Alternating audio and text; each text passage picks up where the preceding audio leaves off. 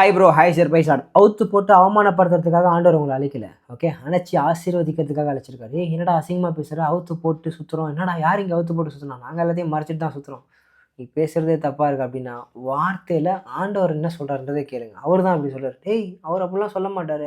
வார்த்தைக்குள்ளே போனால் உங்களுக்கு தெளிவாக புரியும். காது கொடுத்து கேளுங்க. உங்கள் இடத்துல ஆண்டவர் ரெடிப்படுவார்னு விசுவாசிக்கிறேன். என்ன மறைச்சி ஆவியானவர் ரெடிப்படுவார்னு விசுவாசிக்கிறேன். அப்போஸ்தலனாகிய பவுல் தெசலோனியருக்கு எழுதின 1 தெசலோனிக்கேயர் 5ஆம் அதிகாரம் 19ஆம் வசனத்தில் ஆவியை அவுத்து போடாதிருங்கள். ஆமென். எத்தனை பேருக்கு புரியுது பிரதர் சிஸ்டர்? ஆவியை அவுத்து போடக்கூடாது. ஓகே, நான் ட்ரெஸ்ஸை குறித்து பேசுகிறேன், நீங்கள் நினச்சிருக்கலாம்.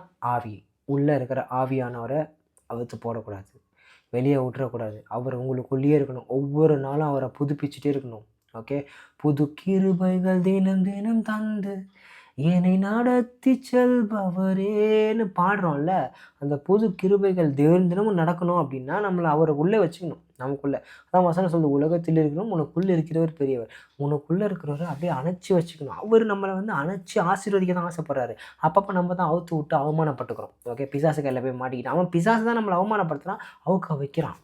ஆனால் அவர் எப்படி லைக் யோசேப்போட அங்கேயே அவன் கரெக்டாக வச்சான அவங்க அண்ணனை வச்சு அதே ஆண்டவர் அணைச்சி அதிபதியாக மாற்றினார். எத்தனை பேருக்கு புரிதுன்னு தெரில, எத்தனை பேர் இதில் இடைப்பெறாருன்னு எனக்கு புரியல. பிரதர் சிஸ்டர், உங்களுக்குள்ளே இருக்கிறவரை வெளியே விட்டுறாதீங்க. திரும்பி வந்து கதவை தட்டுறாரு, உங்களுக்கு கேட்குது அப்படின்னா திரும்பி அவரை மாட்டிக்கோங்க.